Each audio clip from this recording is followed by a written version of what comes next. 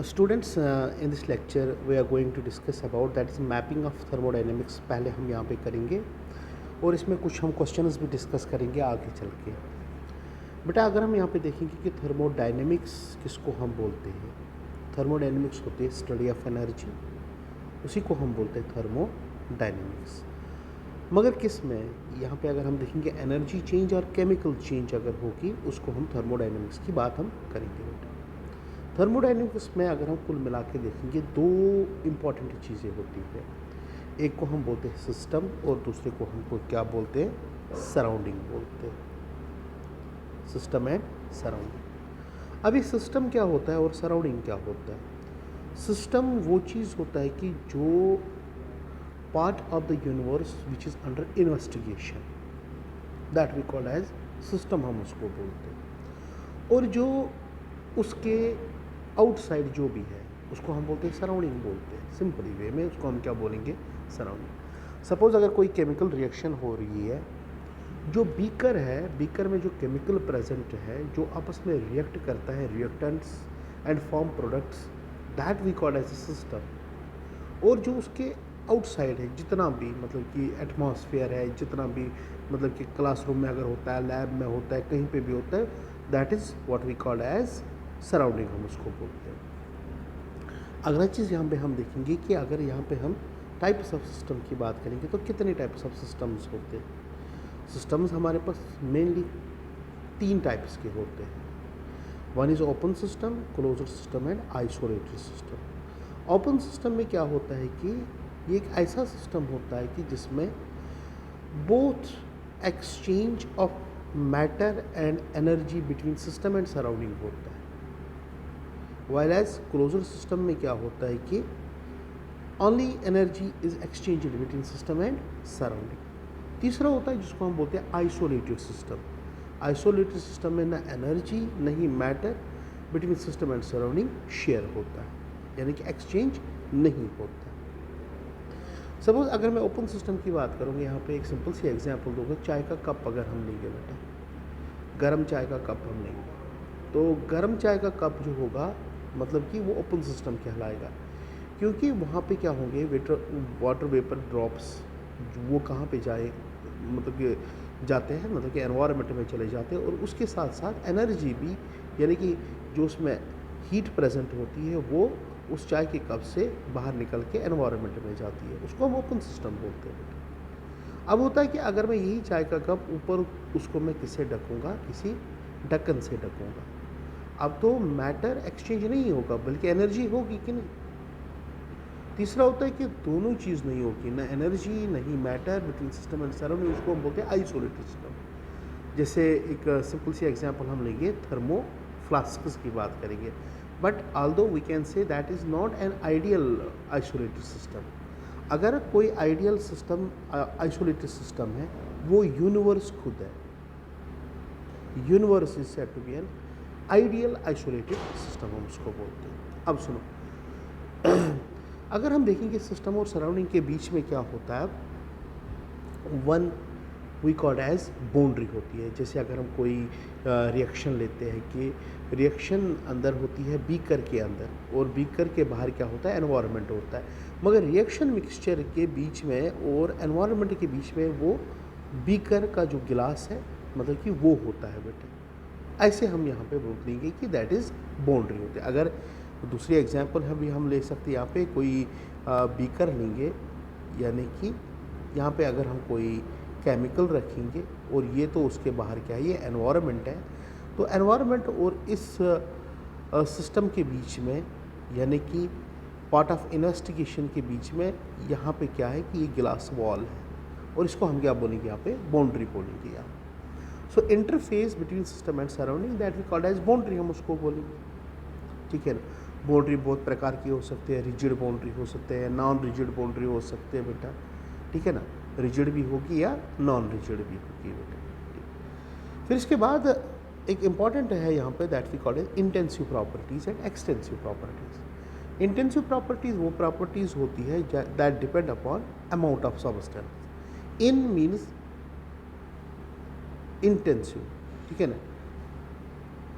इन and दूसरा है extensive properties, intensive and extensive property. ये दो प्रकार की प्रॉपर्टीज़ है, एक इंटेंसिव कहलाती है और दूसरी एक्सटेंसिव प्रॉपर्टीज़। ओके बेटा, यहाँ पे एक्सटेंसिव प्रॉपर्टीज़ और इंटेंसिव प्रॉपर्टीज़। अगर हम एक्सटेंसिव प्रॉपर्टीज़ बोलेंगे, ये वो प्रॉपर्टीज़ होती है जो डिपेंड करते हैं अमाउंट ऑफ सबस्टेंस पे, well as intensive, in means independent, these are independent upon amount of substance. जैसे एक्सटेंसिव प्रॉपर्टीज़ है, मास है, वॉल्यूम है, हीट कैपेसिटी है। Well as intensive properties, pressure की बात करेंगे हम, डेंसिटी की बात करेंगे हम, टेम्परेचर की बात करेंगे हम, these are intensive properties. Next term हमारे पास है यहाँ पे that we call as state variables. State variables होते क्या हैं? ये वो सेट ऑफ वेरिएबल्स होते हैं जो डिस्क्राइब करते हैं एक थर्मोडाइनमिक सिस्टम को। जैसे मतलब कि एक थर्मोडाइनमिक सिस्टम को हमें रिप्रेजेंट करना है, तो हम कैसे करेंगे? हम उसमें बोलेंगे कि इसका टेम्परेचर ये है, इसका प्रेशर ये है, इसका वॉल्यूम ये है, ठीक है ना। तो दीज टर्म्स, यानी कि अगर हम बोलेंगे दीज वेरिएबल्स, दैट इज इधर टेम्परेचर, इधर प्रेशर और इधर वॉल्यूम की बात करेंगे, इनको हम क्या बोलते हैं? स्टेट वेरिएबल्स हम उसको बोलते हैं। नेक्स्ट है स्टेट ऑफ द सिस्टम। जब इन स्टेट वेरिएबल्स का कुछ डेफिनिट वॉल्यूम होगा, डेफिनिट वॉल्यूम होगा, तो हम किसी सिस्टम का क्या हम बोल सकते हैं कि हम सिस्टम को मतलब कि जान सकते हैं उस time, that we called as state of the system, हम उसको बोलेंगे उस time, state of the system.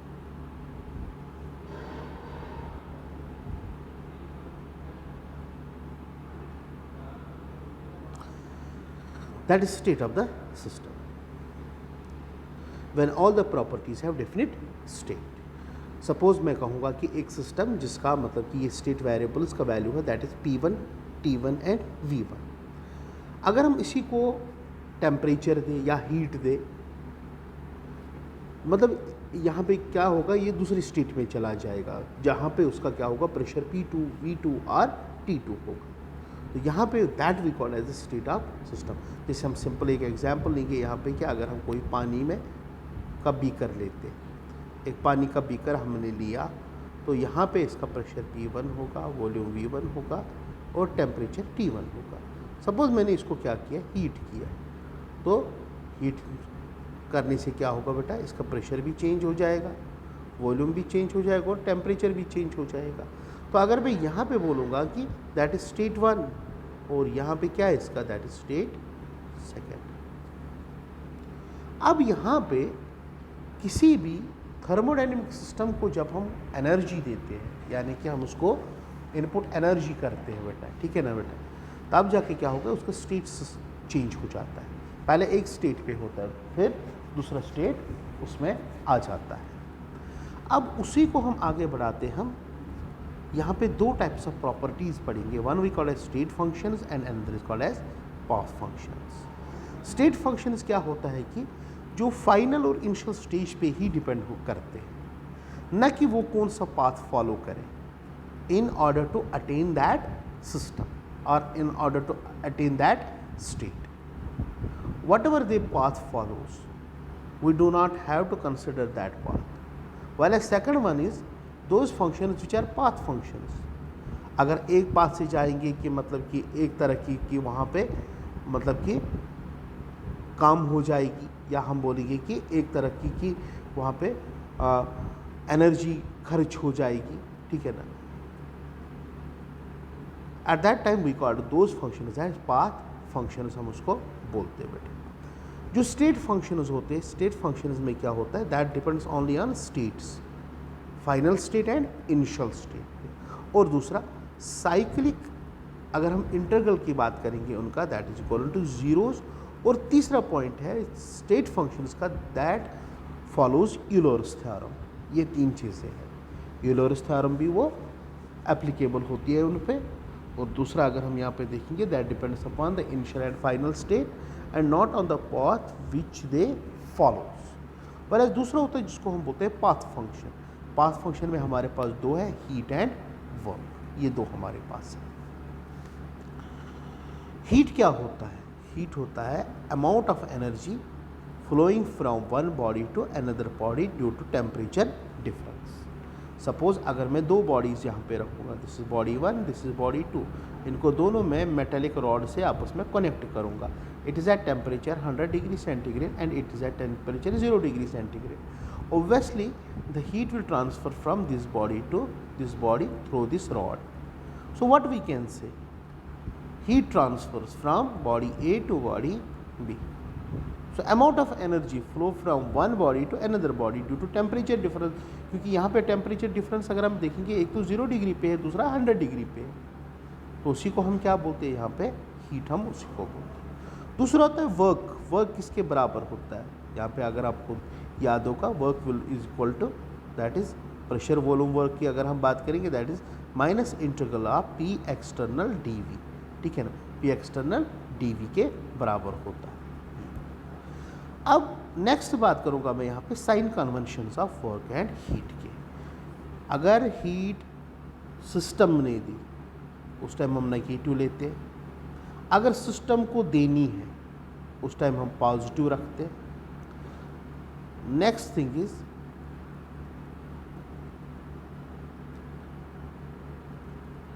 If work is done by the system eight that time negative, and if work is done on the system that is positive. तो simple बात है, आप याद रखोगे यहाँ पे, जब भी हीट और वर्क, यानी कि अगर हम हीट किसको देंगे? सिस्टम को देंगे, या हम वर्क सिस्टम पे करेंगे, या हम सिस्टम वर्क को करेंगे, उस टाइम पॉजिटिव लेना है. ठीक है? अगर सिस्टम एनर्जी देगा या सिस्टम काम करेगा उस टाइम नेगेटिव. तो मैं ऐसे बोलूँगा, बाय द सिस्टम नेगेटिव लेना है, ऑन द सिस्टम हमेशा क्या लोगे बेटा? पॉजिटिव लोगे. ठीक है ना? नेक्स्ट हमारे पास है थर्मोडायनेमिक प्रोसेसेस. क्या होते हैं हमारे पास बहुत सारे थर्मोडायनेमिकल प्रोसेसेस है. जैसे एक प्रोसेस है जिसको हम बोलते हैं आइसोथर्मल प्रोसेस, या हमारे पास है आइसोबारिक प्रोसेस, या आइसोकोरिक प्रोसेस, या हमारे पास है साइक्लिक प्रोसेस हमारे पास है. तो यहाँ पे यही डिफाइन करेंगे हम. पहले आइसोथर्मल प्रोसेस किसको हम बोलेंगे? Which one is called as isothermal process. Isothermal process वो प्रोसेस होती है जिसमें हम टेम्परेचर को कांस्टेंट करते हैं बेटा. That is temperature change, that is del T is equal to 0 के बराबर होगा. और अगर हम इसको प्रेशर वॉल्यूम वर्क देखेंगे, दैट इज दिस, इसको हम बोलते हैं parabolic, keeping temperature and constant. Isobaric वो होती है कि जहाँ पे हम क्या करते हैं, प्रेशर कांस्टेंट होता है बेटा. यानी कि अगर हम यहाँ पे भी देखेंगे, delta P is equal to 0, that is change in pressure is 0, and this is the graphical representation of isobaric process. तीसरा होता है आइसोकोरिक प्रोसेस. आइसोकोरिक प्रोसेस वो प्रोसेस होती है जहाँ पे वॉल्यूम कांस्टेंट होता है, यानी कि डेल्टा वी इक्वल टू 0. और लास्ट में हमारे पास होती है साइक्लिक प्रोसेस. साइक्लिक प्रोसेस में क्या होता है कि अगर हम यहाँ पे इस तरीके से ग्राफिकल रिप्रेजेंटेशन देंगे, it is P, it is V. यहाँ पे अगर हम देखेंगे, this is cyclic process. A to B चला गया, बी टू सी चला गया, सी टू डी चला गया, डी से कहाँ पे आ गया? फिर से ए पे आ गया. This is cyclic process. या हम इस तरीके से और एक प्रोसेस बोल सकते हैं, इट इज़ प्रेशर वॉल्यूम. ये भी cyclic process. This is cyclic process. ठीक है ना? This is cyclic process. Next irreversible process. और रिवर्सिबल प्रोसेस क्या होता है? इरिवर्सिबल प्रोसेस वो प्रोसेस होता है कि जिसमें driving force and opposing force quite large होता है, उसको हम बोलते हैं irreversible process. And that process which occurs in a single step, ऐसे हम बोल सकते हैं, that we call as irreversible process, हम उसको बोलते हैं. व्हाइल एज वो प्रोसेस जो धीरे धीरे होता है, step by step, step by step, step by step, in infinite number of steps में, और जहाँ पे driving force and opposing force बहुत ही कम अंतर की डिफरेंस होती है उनमें, उसको हम बोलते हैं रिवर्सिबल प्रोसेसेस, हम उनको बोलते हैं.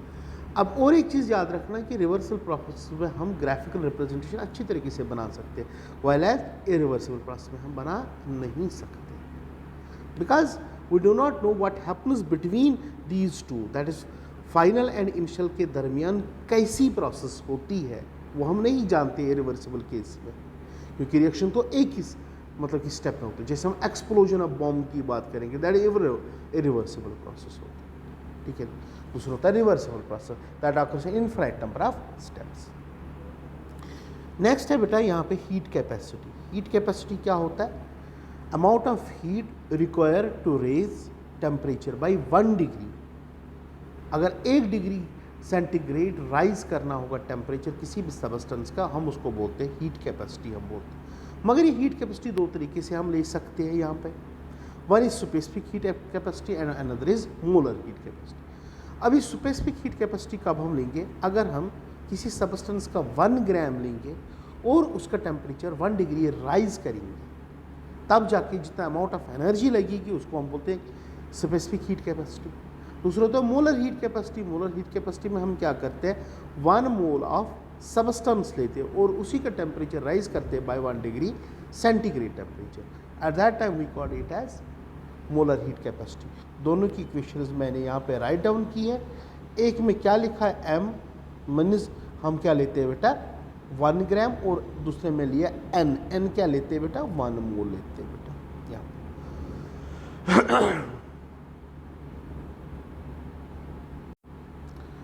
Now heat capacity at constant volume, जिसको हम CV बोलते हैं, आपको याद होगा heat capacity at constant volume and constant pressure के बराबर 2 होता है।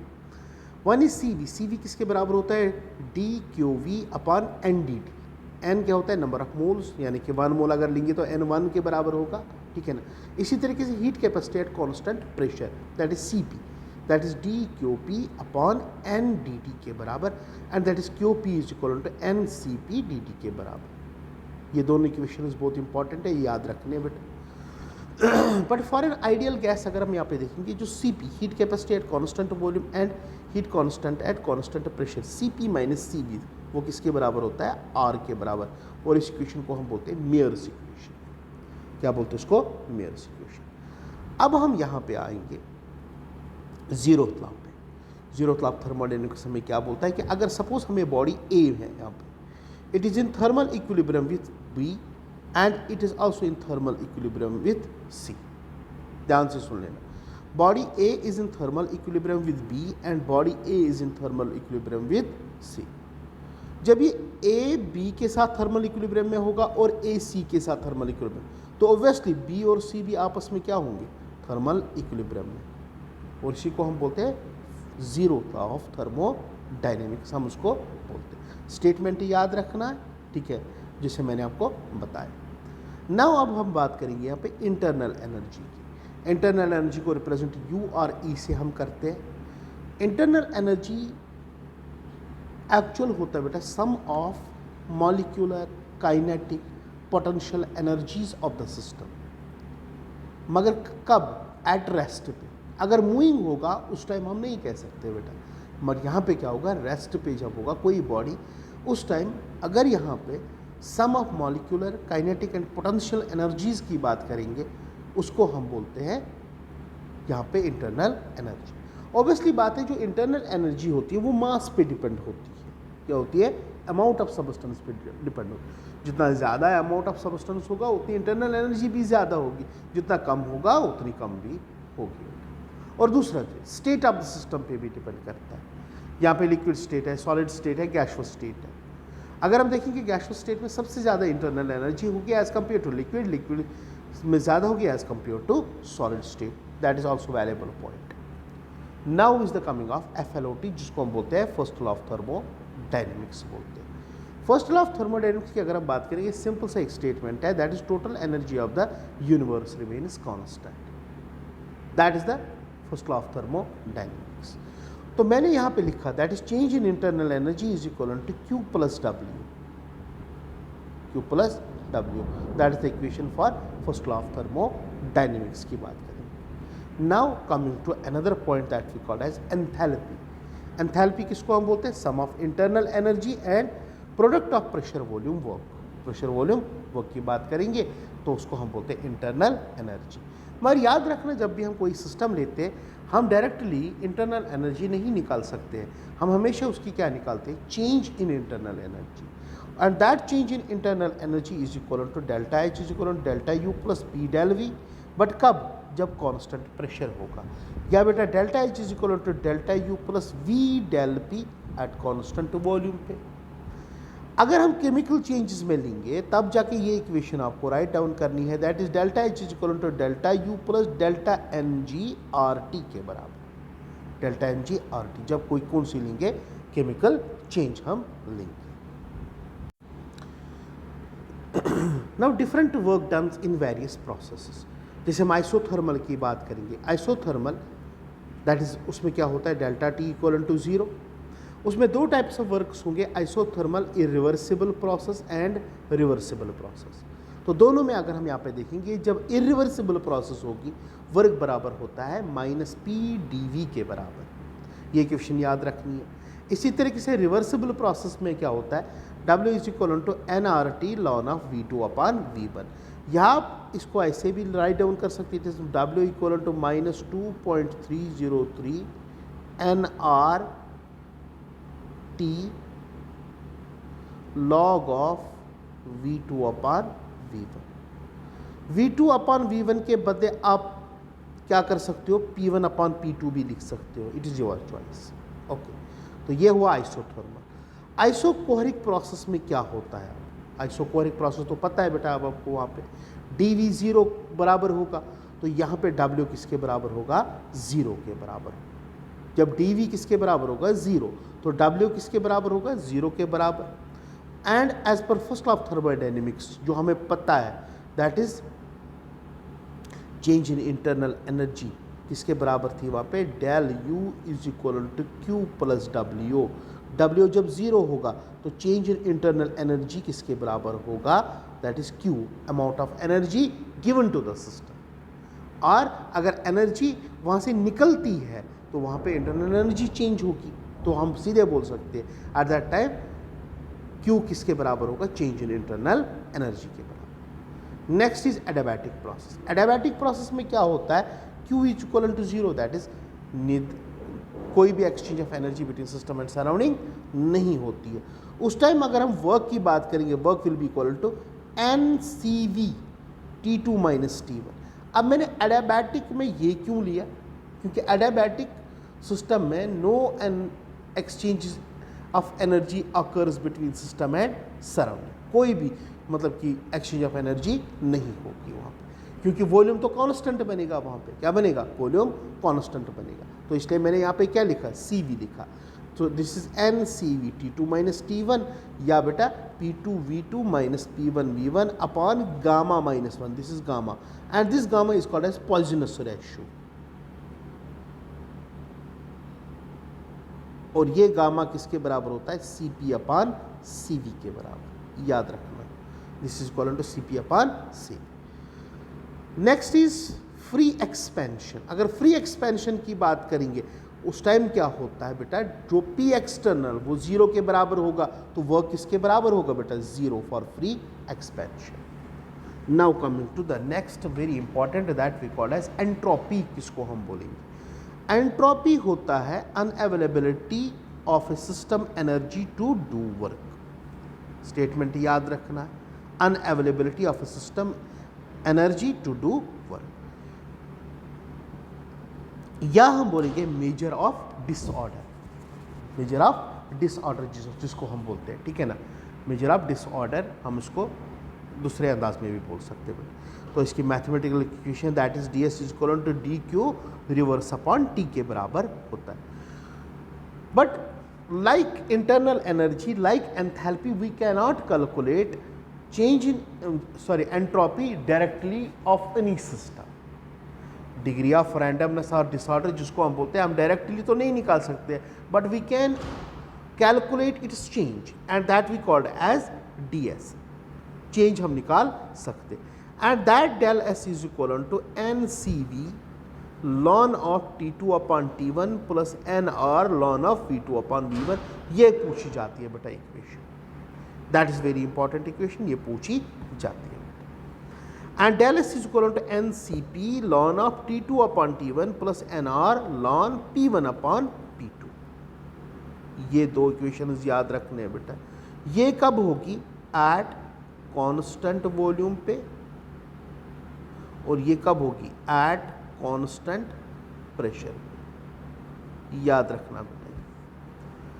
अब next, for reversible adiabatic compression and expansion, delta S system किसके बराबर होता है? 0 के बराबर होता है, क्योंकि एडियाबैटिक में कोई energy exchange between system and surrounding नहीं होगी। अगर नहीं होगी उस टाइम जो रैंडमनेस और डिसऑर्डर ऑफ द सिस्टम 0 के बराबर होगा उस टाइम। नेक्स्ट, यहाँ पे entropy change of the reaction किसके बराबर होगा? ठीक है ना, तो प्रोडक्ट्स की एंट्रोपी देखनी है और रिएक्टेंट्स की एंट्रोपी देखनी है, उनकी डिफरेंस देखनी है, that will B change in entropy of the system. Okay, now entropy change during phase change. अगर हम फेज चेंज की बात करेंगे, जैसे लिक्विड सॉलिड में जाता है, या सॉलिड लिक्विड में जाता है, या लिक्विड गैसियस स्टेट में जाता है, या गैसियस स्टेट किस में जाता है? सॉलिड स्टेट में या लिक्विड स्टेट में जाता है, उसको हम बोलते हैं फेज चेंज बोलते हैं। So that is simply delta is equal to delta H upon T. अब यहाँ पे अगर हम देखेंगे, सपोज वाटर कहाँ पे? लिक्विड से वेपर स्टेट में जाता है, उस टाइम यहाँ पे अगर हम delta H change in entropy देखेंगे, that will be equal to delta H क्या होगा? Vaporisation upon T B. T B क्यों मैंने लिखा? दैट इज बॉइलिंग पॉइंट पे ये होता है बेटा, and that we called as entropy change during phase change. अब next and the last one, that is Gibbs free energy, जिसको हम बोलेंगे। गिब्स फ्री एनर्जी होती है useful work obtained from a thermodynamic system at constant temperature and pressure, and its mathematical form is G is equal to H minus Ts. H is enthalpy, T is temperature, and S is entropy.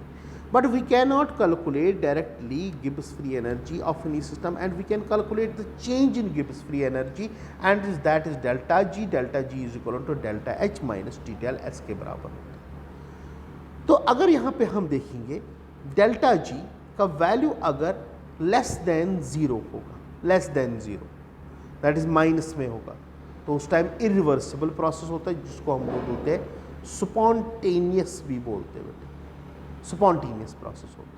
वैसे अगर delta G का value 0 होगा तो equilibrium में होगा, ना reaction आगे ना पीछे, कुछ भी नहीं, तो इक्विलिब्रियम पे रिएक्शन। वैसे अगर डेल्टा जी का वैल्यू ग्रेटर देन 0 होगा, यानी कि पॉजिटिव में होगा, उस टाइम नॉन स्पॉन्टेनियस होगा। तो कहने का मतलब यहाँ पे ये है कि डेल्टा जी का वैल्यू हमेशा क्या होना चाहिए? नेगेटिव, और उस टाइम प्रोसेस क्या होगी? स्पॉन्टेनियस प्रोसेस होगी।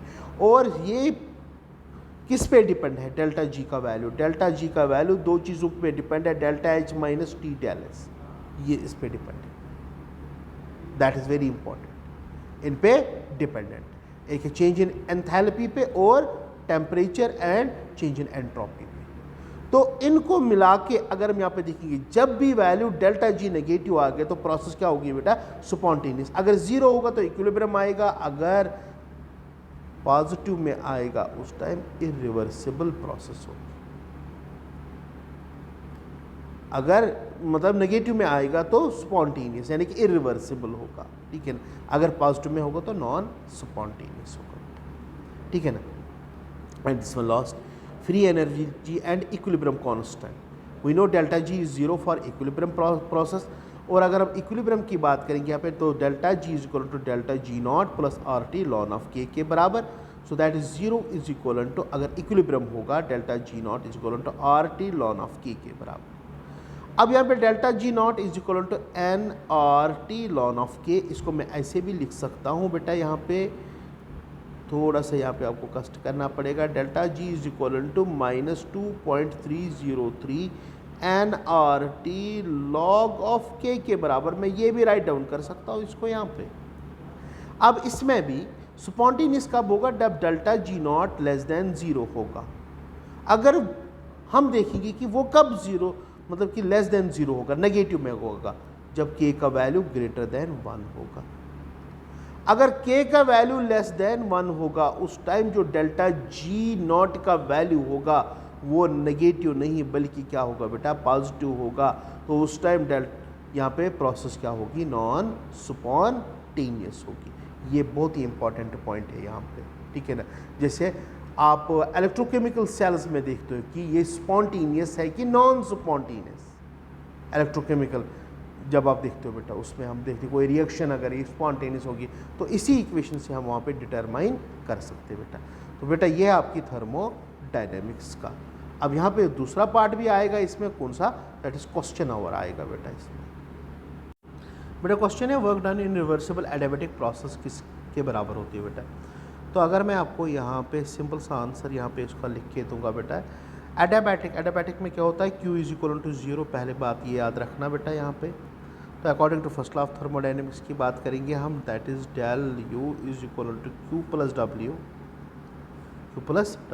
सो Q 0 के बराबर है, और यहाँ पे हम क्या लिख सकते हैं, del U is equal to W के बराबर। Now del U is equal to W, तो मैं यहाँ पे क्या लिख सकता हूँ, W is equal to del U, और चेंज इन इंटरनल एनर्जी किसके बराबर यहाँ पे होगा, NCV T2 माइनस T1 के बराबर होगा बेटा। But we know CP upon CV, ये तो बेटा आपको पता ही है, CP minus CV is equal to R। ज़रा बेटा मैं एक चीज़ करूँगा यहाँ पे, मैं यहाँ पे CP बाई CV यहाँ पे भी करूँगा, और CV बाई CV यहाँ पे भी करूँगा, और मुझे यहाँ पे CV का वैल्यू चाहिए, it is R by CV, it is CP by CV gamma minus 1 equal to R by CV। तो CV is equal to R by gamma minus 1। ज़रा बेटा ये वैल्यू पुट करो इसमें, so this will be equal to N R gamma minus 1 T2 minus T1। ज़रा option कौन सी आ रही है बेटा, ऑप्शन सेकंड आ रही है। क्वेश्चन बेटा है W that is del U change in internal energy is equivalent, ये किसके बराबर है बेटा। ये जेई में क्वेश्चन आया था 2017 में, ये मैं आपके साथ डिस्कस करूंगा बेटा। तो अगर मैं एक चीज़ करूँगा, फर्स्ट लॉ ऑफ थर्मोडायनेमिक्स की बात करूँगा, it is del U is equal to Q plus W। If Q is equal to 0, at that time del U किसके बराबर होगा, वर्क के बराबर। मगर Q कब 0 होगा, जब एडियाबैटिक प्रोसेस हो। तो यहाँ पे क्या लिखूँगा बेटा मैं, एडियाबैटिक सीधे। बेटा क्वेश्चन है कि इसमें इनकरेक्ट कौन सा है बेटा, incorrect expression form the following. बेटा इन चारों में हमें देखना है कि जो इनकरेक्ट है हमें उसको यहाँ पे बाहर निकालना है बेटा। तो किस तरीके से हम करेंगे, देखो अगर मैं पहले देखूँगा तो आइसोथर्मल इट इज़ करेक्ट है बेटा, ये तो हमें पता है आइसोथर्मल रिवर्सिबल में यही इक्वेशन होती है वर्क डन के बराबर। बट ये इक्वेशन में देखूँ बेटा, थर्ड वन देखूँगा अगर ये करेक्ट होगी कि नहीं होगी, ठीक है ना बेटा। वी नो डेल्टा जी, अगर मैं इसका देखूँगा बेटा, we know delta G not is equal to minus, अगर 1 मोल होगा R T ln of K, okay. So ln of K किसके बराबर होगा, that is delta G naught by R T, okay. Delta G naught by R T के बराबर होगा, तो ये माइनस यहाँ पे आएगा, okay, this minus will come here. तो लॉन ऑफ के, अगर लॉन ऑफ के मैं के की बात करूँगा, के किसके बराबर होगा, e raise to power delta G not upon R T, तो ये भी करेक्ट है बेटा। लास्ट अगर मैं देखूँगा, last one this one D one अगर मैं देखूँगा बेटा, तो ये भी एक है इक्वेशन हमारे पास, delta G not is equal to delta G system minus T del S total, okay. ये भी तो अगर at equilibrium delta G not किसके बराबर होगा, डेल्टा जी नॉट होता बराबर 0 के बराबर। So this 0 will be equal to delta G system minus T del S total, और we can say it is delta G system, यहाँ पे आएगा, इज इक्वल टू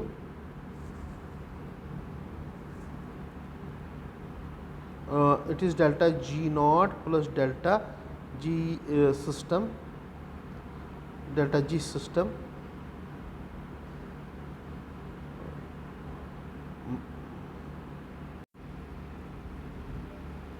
बेटा। यहाँ पे जो डी पार्ट है हमारे पास, इसमें हमें एक इक्वेशन याद है, अगर हम यहाँ पे देखेंगे जो डेल्टा जी सिस्टम होता है वो बराबर होता है minus T delta S total.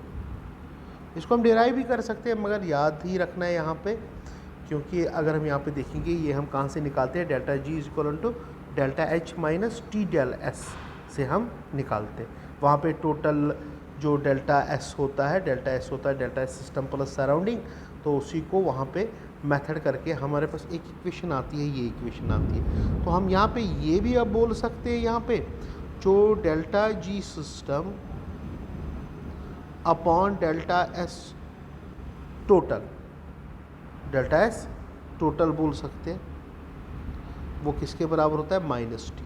तो तीन ऑप्शन हमारे पास करेक्ट आए, ये भी और ये भी। So what will be the answer of this question, this is the answer of this question. ये सही नहीं है बेटा।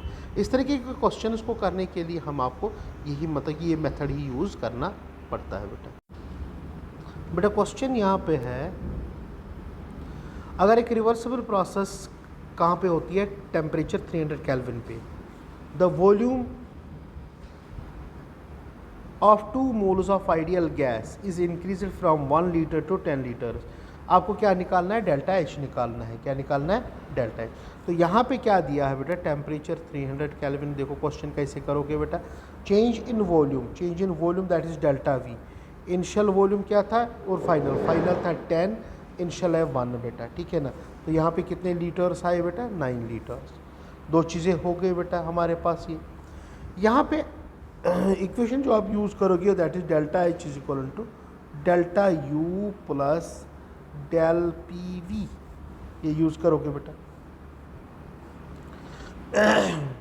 You can use this equation.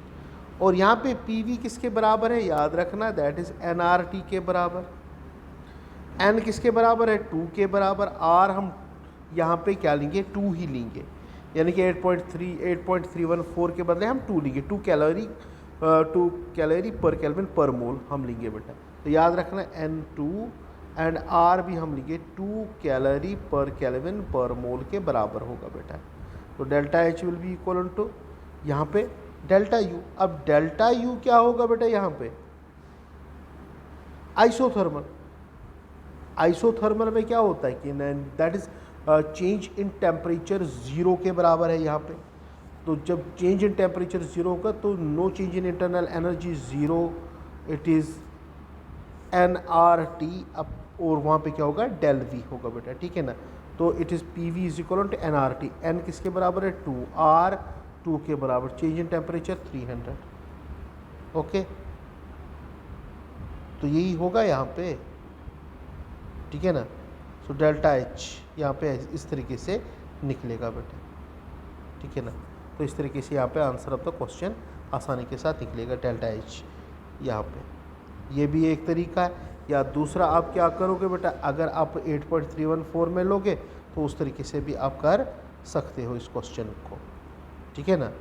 तो ये दो तरीके हैं इसको करने के, कैलोरी पर केल्विन में भी निकाल सकते हो या जूल्स में भी आप निकाल सकते हो इसको, ठीक है ना। तो ये तरीका है बच्चे यहाँ पे निकालने का। तो it is 300 to 600 that is 1200 kilo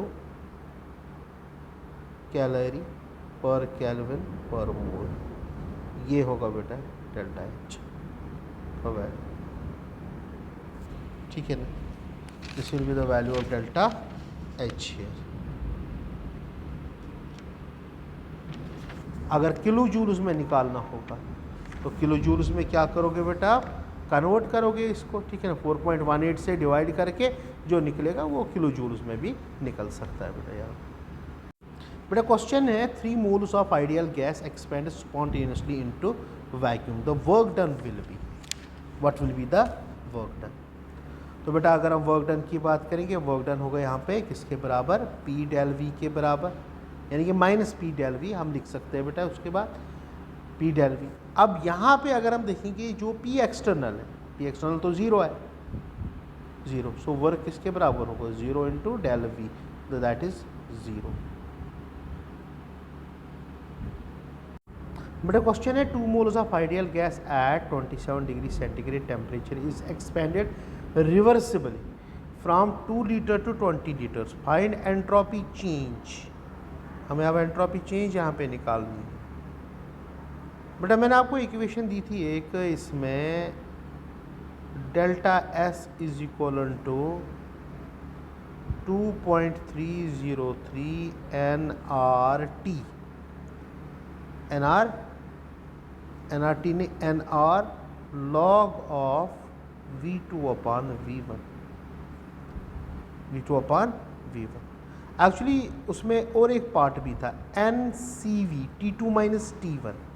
इसमें दो चीज़ें थे, अगर आपको याद होगा बेटा, इसमें जब मैंने आपको थेरेटिकल दिया था कंसेप्ट, उसमें दो चीज़ें दिया था मैंने कि यहाँ पे क्या निकालने के लिए, एंट्रोपी चेंज निकालने के लिए दिया था बेटा। एक था NCV ln of T2 upon T1 plus NR ln of V2 upon V1, ये था बेटा, ठीक है ना। अब तो यहाँ पे expanded reversibly from 2 litre to 20 litre, find entropy change. अगर हम इसमें एंट्रोपी चेंज निकालेंगे तो किस तरीके से हम निकालेंगे बेटा, यहाँ पे how we can calculate here, ठीक है ना। क्योंकि अगर हम यहाँ पे देखेंगे मतलब कि आइडियल गैस है, आइडियल गैस प्रेजेंट है यहाँ पे, ठीक है ना। हम कोई हीट इसको नहीं दे रहे, कुछ भी नहीं दे रहे, तो यहाँ पे अगर हम देखेंगे एंट्रोपी चेंज इसके बराबर होगा। So delta S will be equal to 2.303, n है बेटा 2 मोल्स, आर किसके बराबर, वो भी 2 लिया, लॉग ऑफ फाइनल वॉल्यूम कितना है 20/2 दैट इज 10, log 10 होता है 1, delta S will be equal to 2 2 R 4, it is 2.303 into 224। This will be the answer of this question, ठीक है ना। ये आंसर क्या होगा क्वेश्चन का, ये होगा, that will be the answer of this question. 2.303 into 2/20 हो गया 10, log 10 हो गया 1, तो इट इज़ 224, 4 2 आर 8, मीन्स यहाँ पे आएगा 9.2 आंसर होगा बेटा इस question. Work done in open vessel at 300 Kelvin when 112 grams of iron reacts with dilute HCl। ज़रा बेटा मैं इसको इक्वेशन राइट डाउन करूँगा पहले, Fe plus 2 times HCl, it gives FeCl2 plus H2, okay बेटा। तो यहाँ पे अगर हम देखेंगे पहले आयरन जो है वो सॉलिड स्टेट में, इसके हम 112 ग्राम्स लिखे, तो नंबर ऑफ मोल्स कितने होंगे इसके, 112/56 दैट इज़ 2। तो 2 मोल्स 2 के साथ मिलते हैं तो 2 मोल्स ऑफ H2 बनते हैं, 2 मोल्स ऑफ H2। तो हमें देखना है कि जो इनिशियल वॉल्यूम होगा बेटा, इनिशियल वॉल्यूम आयरन का हम जब भी सॉलिड का लेते हैं वो 0 के बराबर होता है, क्या होता है 0 के बराबर। वाइल एज जो फाइनल वॉल्यूम यहाँ पे होगा, यहाँ पे H2 का लेना पड़ेगा, H2 का होगा 2 moles and that is V2। अब ये 1 एटमॉस्फेरिक प्रेशर पे है, तो मैं इसका V निकालना चाहता हूँ, तो V किसके बराबर होगा, PV is equal to nRT। So V2 that will be equal to n number of moles 2, R किसके बराबर, पहले ही दिया है 2 into T temperature 300 upon pressure, pressure is 1 atmosphere क्योंकि ओपन वेजल है, तो it is 3 2s are 6, 6 2s are 18, कितना है 18, ठीक है ना। 3 2 6 6 12 1200 कैलोरीज, इट इज़ 1200। तो याद रखना बेटा 1200 ये है। अब हमें यहाँ पे वर्क डन निकालना है, तो वर्क डन किसके बराबर निकालेंगे, work done will be equal to PV2 minus V1, so W will be equal to P किसके बराबर है 1 atmosphere, V2 minus V1 is equal to 1200, so this will be equal to 1200 calories के बराबर, 1200 calories के बराबर work done आएगा यहाँ पे बेटा, ठीक है ना। तो ये हमारे पास है थर्मोडायनेमिक्स का मिला जुला रद्द अमल।